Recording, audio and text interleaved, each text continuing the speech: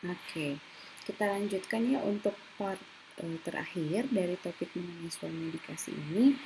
Nah, selanjutnya yang harus kita perhatikan adalah reaksi obat merugikan. Reaksi obat merugikan merupakan respon obat yang merugikan dan tidak diharapkan. Kemudian kondisi itu memang respon ini terjadi karena pada penggunaan obat dengan dosis yang normal dan juga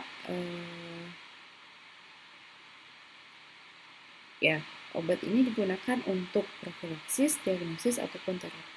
Jadi sebetulnya pada kondisi normal dengan tujuan baik itu profilaksis, diagnosis ataupun terapi, obat ini memberikan efek yang tidak diinginkan atau yang tidak diharapkan. Ini hal-hal yang perlu diketahui tentang reaksi obat merugikan. Yang pertama, baca dengan sesama reaksi obat merugikan yang mungkin timbul pada kemasan atau brosur obat. Ya, maksudnya informasinya dibaca pada kemasan atau brosur obat. Tapi sebetulnya tidak terbatas pada kemasan atau brosur obat ya. Jadi teman-teman bisa mengakses berbagai macam referensi untuk menguatkan informasi mengenai obat yang direkomendasikan kepada pasien supaya bisa memberikan informasi mengenai reaksi obat merugikan yang berpotensi terjadi. Kemudian untuk mendapatkan informasi yang lebih lengkap tentang ROM disarankan pasien untuk menanyakan kepada apoteker.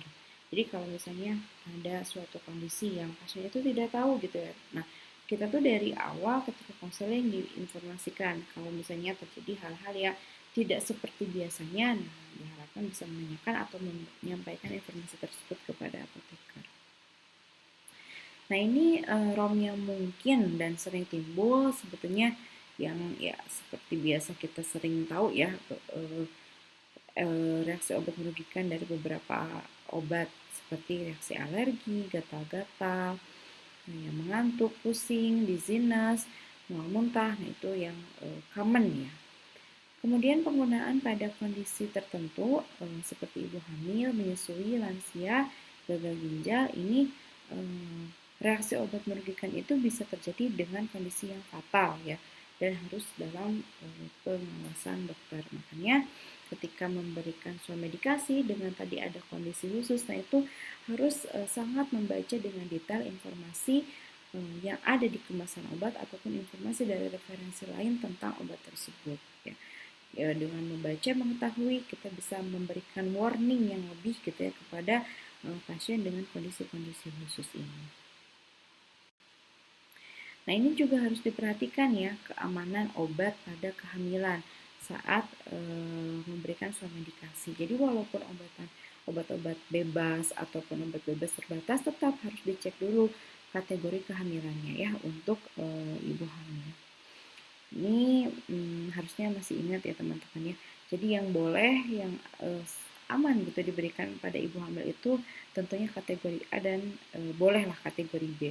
Nah kalau C, D, apalagi X, nah itu sebaiknya dipertimbangkan ya. Kalau CD sebetulnya berdasarkan risk benefit ya. Kalau memang dirasa yang dianalisis ya dipertimbangkan lebih diperlukan gitu dan lebih tinggi manfaatnya daripada risikonya, nah itu dapat dipertimbangkan lah untuk digunakan. Tapi sebaiknya yang CD ini juga tidak digunakan, apalagi yang X ya, karena kalau yang X itu kondisinya adalah kontraindikasi gitu. Oke. Nah ini ada list penyakit-penyakit terkait dengan suami. Ada batuk, demam, influenza, dermatitis atau eksim, kemudian diare, konjungtivitis, konstipasi, nyeri, sakit kepala, sariawan, alergi, gastritis, cacingan, dan juga biang keringat. Nah ini penyakit-penyakit yang sering ya diatasi dengan kondisi suami medikasi. Nah untuk lebih detailnya mengenai penyakit ini, nah teman-teman sudah pernah ya mendapatkan 1-2 ya pada kuliah farmakoterapi. Jadi tidak akan saya bahas. Cuma saya menginformasikan bahwa ini adalah obat-obat yang ini adalah penyakit-penyakit yang dapat diatasi dengan suatu medikasi. Oke, kemudian juga sebetulnya teman-teman bisa mengakses panduan ini ya, penggunaan obat bebas dan obat bebas terbatas.